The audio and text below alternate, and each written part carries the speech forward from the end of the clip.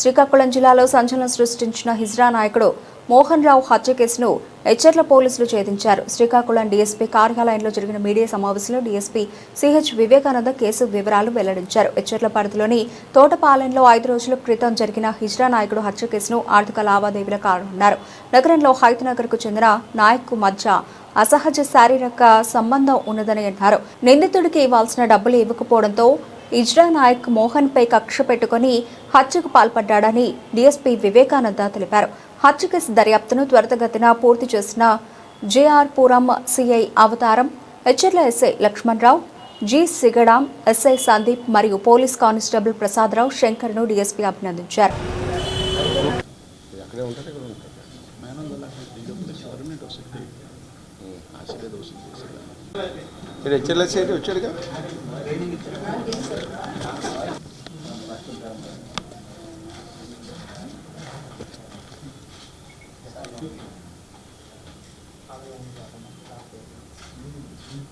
అది మన సామాజిక బాధ్యత. ఎందుకంటే ఇంటి చుట్టుపక్కల ఉంటారు, బంధువులు ఉంటారు, మనం ఇవి కొన్ని ఎక్స్పోజ్ చేయకూడదు. అందుకని మేము కొన్ని విషయాలు ఇలా ఓపెన్గా చెప్పలేము. అందరికీ తెలుసు, మొన్న 26వ తారీఖున 2వ నెల పొన్నాడు బ్రిడ్జ్ దాటిన తర్వాత ఆ టోపులో ఒక గుర్తు తెలియని శవం అక్కడ ఉందని చెప్పేసి, మొత్తం అంతా కూడా హెడ్ అంతా బ్రేక్ అయిపోయి ఉందని చెప్పేసి మా ఎస్ఐ గారికి, సిఐ గారికి ఇన్ఫర్మేషన్ వచ్చింది. ఇమీడియట్గా ఎస్ఐ గారు, సిఐ గారు అక్కడికి వెళ్ళడం, ఆ రాత్రి అంటే సుమారుగా మాకు రావడం ఈవినింగ్ అయిపోయింది. ఆ నైట్ వెళ్ళి చూసి గార్డ్ వేసి ఆ టైంలో అక్కడంతా ప్రొటెక్షన్ అంతా ఏర్పాటు చేశారు. ఎవరిదా శవాన్ని ఐడెంటిఫై చేస్తే అది పైలా మోహన్ రావు అని చెప్పేసి మన వ్యాంబే కాలనీలో ఉంటాడు, ఆయనదని చెప్పేసి ఐడెంటిఫై చేయడం జరిగింది. ఇమీడియట్గా చుట్టుపక్కల అందరూ కూడా ఐడెంటిఫై చేశారు. వాళ్ళ తాలూకా భార్య, పిల్లలు, ఒక కొడుకున్నాడు, వాళ్ళని కూడా వచ్చి ఐడెంటిఫై చేయడం జరిగింది. అతను టిఫిన్ సెంటర్ని రన్ చేస్తుంటాడు, అలాగే చీటీ పాటలు వేస్తుంటాడు, అలాగే మన ఈ జిల్లాలో ఉన్నటువంటి హిజ్రాల సంఘానికి నాయక్గా ఉంటాడు. అతను వృత్తి అయితే టిఫిన్ సెంటర్, అలాగే చీటీ లేడు. ఆయన ఉండడం కూడా ఈ హిజ్రాల సంఘానికి నాయక్ అంటారు. ఆ నాయక్గా ఆయన ఉండి వాళ్ళ తాలూకు వెల్ఫేర్ చూడడం అవన్నీ కూడా చేస్తూ ఉంటాడు. ఈ క్రమంలో దీని మీద సిఐ గారు ఇమీడియట్గా ఈ ఒక 3 టీమ్స్ని ఫామ్ చేసి, మా ఎస్పీ గారు కూడా ఇంపార్టెంట్ మన జి సిగడాం ఎస్ఐ గారితో, అలాగే లావేర్ ఎస్ఐ, అలాగే జేఆర్ ఆ సర్కిల్ ఎస్ఐస్, అలాగే హెచ్ఆర్ల ఎస్ఐ గారి ఆధ్వర్యంలో 3 టీమ్స్ని ఫామ్ చేయడం జరిగింది. సిఐ గారు వారికి ఉన్నటువంటి నేరస్థల పరిశీలన, టెక్నికల్ ఎవిడెన్స్ తోటి ఇమీడియట్గా నైట్ కంటిన్యూగా హార్డ్ వర్క్ చేయడంతో దాంట్లో మంచి క్లూస్ అయితే మనకు లభించింది. ఆ క్లూస్లో భాగంగా ఈరోజు ఆ నేరస్తుడు భయంతో దేనితోటో మళ్ళీ అక్కడ ఈ మన పొన్నాడు బ్రిడ్జ్ అవతలే ఆ ఏరియాలోనే తచ్చాడని ఒక సమాచారం రావడంతో ఇమీడియట్గా మీడియేట్స్ని తీసుకుని అక్కడ వెళ్ళడం, వారికి ఉన్న సమాచారం ప్రకారం ఐడెంటిఫై చేయడం, పట్టుకోవడం అనేది జరిగింది. పట్టుకున్నాక అతన్ని ఇంట్రాగేట్ చేయడం కూడా జరిగింది. ఇంట్రాగేషన్లో అతడు నేరం చేసినట్టుగా ఒప్పుకున్నాడు. అసలు ఆ నేరస్తుడు ఆలబోయిన ఢిల్లేశ్వరరావు, అతని వయసు కూడా సుమారుగా 21 ఇయర్స్ ఉంటాయి. హైత్ నగర్లోనే, శ్రీకాకుళంలోనే ఉంటాడు ఆయన. మరి ఇంట్రాగేషన్ చేసినప్పుడు చాలా సర్ప్రైజింగ్ విషయాలు బయటకు వచ్చింది. ఏంటంటే అసలు ఒక వ్యక్తిని అంత అంటే ఆ నేరస్తులను చూస్తే అర్థమవుతుంది, entire back side of the head అంతా మొత్తం మెత్తగా చెదకొట్టినట్టు అనమాట. అంటే ఇందాక మీరు అప్పుడు కూడా చూశారు, అంత లావ్ వెపన్ తోటి అత్యంత కిరాతకంగానే కొట్టడం జరిగింది. దాంతోపాటు బాడీ మీద కూడా చాకుతో గాయపరిచినటువంటి పోట్లు కూడా మనకి ఆ రోజు మనం గుర్తించాం. ఏంటి అసలు నేరం ఎందుకు ఈ తీవ్రతలో జరిగింది అనేది మీద సిఐ గారు చాలా ఇంట్రాగేట్ చేస్తే, ఈ యొక్క ఢిల్లేశ్వరరావు అనే వ్యక్తి, ఈ యొక్క మోహన్ రావు అనే వ్యక్తి ఇద్దరు కూడా ఈ చీటీ పాటల విషయంలోనూ ఈ యాక్చువల్గా ఢిల్లేశ్వరరావు ఆశీలు వసూలు చేస్తుంటాడు. అలాగూ ఈ ఆశీలు వసూలు చేసి చిట్లు కట్టడంతో ఇద్దరికి ఒక పరిచయం ఏర్పడింది. ఆ పరిచయంలో భాగంగా వాళ్ళిద్దరికి ఒక అవినాభావ సంబంధం ఏర్పడింది. That is unnatural sexual contact. ఒకరికొకరికి ఏర్పడడంతో ఇద్దరు అలా ఒకే గదిలో ఉండడం. ఆ ఢిల్లేశ్వరరావుకి ఎప్పుడన్నా ఆర్థికంగా డబ్బు కావాలంటే ఈ మోహన్ రావు అతనికి ఆర్థిక సహాయం చేయడం, 5,000 10,000 ఇంకెంత కావాలో అంత. ఎందుకంటే because they have some otherwise relationship అనేది ఉండడంతో ఆల్మోస్ట్ ఇద్దరు కూడా ఒక కలిసి ఉండడం. ఈ విధంగా ఇద్దరికి అలా ఉండి అతను ఇద్దరు కలిసి ఒక రూమ్లో ఉండడం, దీనికోసం ఒక రూమ్ కూడా సపరేట్ తీసుకున్నారు. అక్కడ కలిసి ఉండడం, తాగడం, ఇలా చేస్తూ ఒక సందర్భంలో ఇద్దరికి గొడవైంది.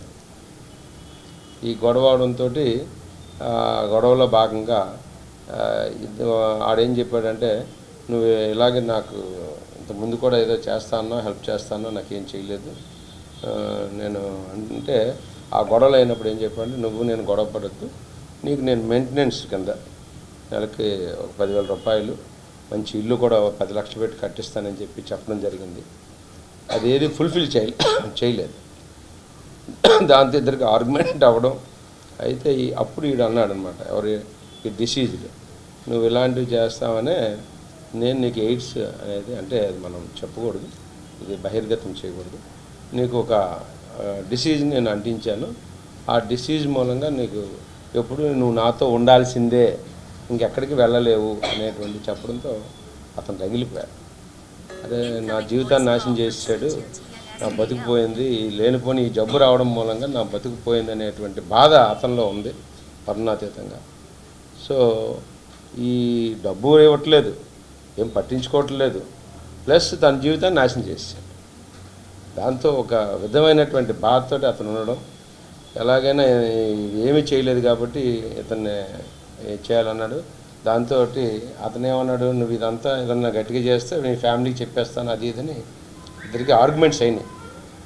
ఎప్పుడైతే ఇది బహిర్గతం అయితే ఇంకా కుటుంబం ఇబ్బందులు, సమాజంలో కొంచెం చెడ్డ పేరు వస్తుందని వీడిని చెప్పకముందే ఏదో చేయాలనే ఉద్దేశంతో ప్లాన్ వేసుకుని ఆయన వాళ్ళ మేనల్లుడు ఒక ఫ్రెండ్ పాల్కొండలో ఉంటే అక్కడికి వెళ్ళి అక్కడి నుంచి ఒక బండి కారు ఎంగేజ్ చేసుకుని అతని ఫ్రెండ్ ప్రశాంత్ అని ఉన్నాడు, వాళ్ళందరూ కలిసి కారులో వచ్చారు.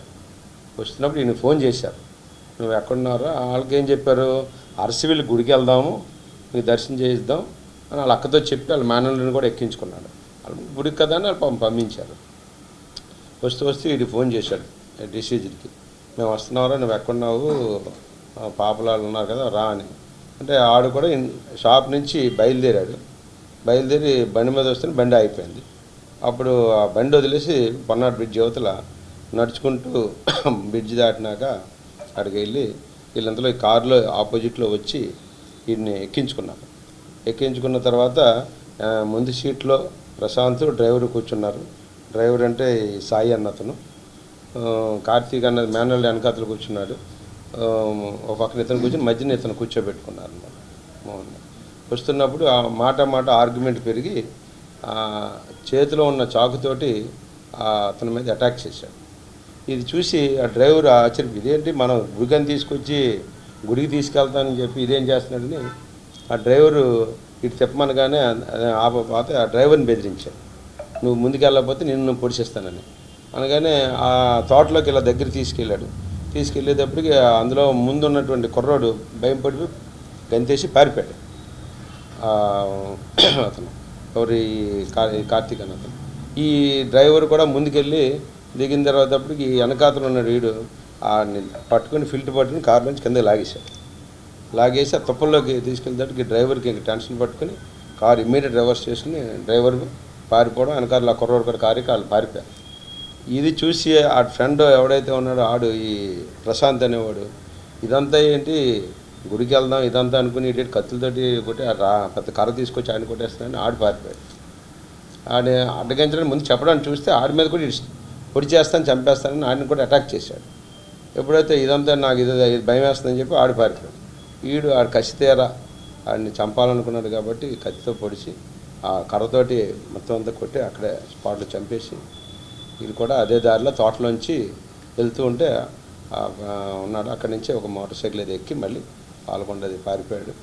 అక్కడి నుంచి పోలీసులు ఎత్తుకుతున్నారని తెలిసి 2-3 రోజులు అజ్ఞాతంలో ఉండి ఈరోజు మళ్ళీ అక్కడ ఏం జరుగుతుంది ఆ ఏరియాలో ఏమనుకుంటున్నారు అని ఒక వెరిఫై చేయడానికి వచ్చిన సమయంలో సిఐ గారికి వచ్చిన సమాచారం మేరకు ఇమీడియట్గా పట్టుకోవడం జరిగింది. ఇది చాలా బాధాకరమైనటువంటి కేసు. ఎందుకంటే సమాజంలో ఇటువంటి ఉండడం అనేది కరెక్ట్ కాదు. అది దీని మూలంగా కుటుంబాలు ఎన్నో చిన్న భిన్నమైపోయే పరిస్థితి. కాబట్టి ఇటువంటి తప్పు చేయడం అనేది కరెక్ట్ కాదు. అలాగే డిసీజులు కూడా ఆ విధంగా బిహేవ్ చేయడం కరెక్ట్ కాదు.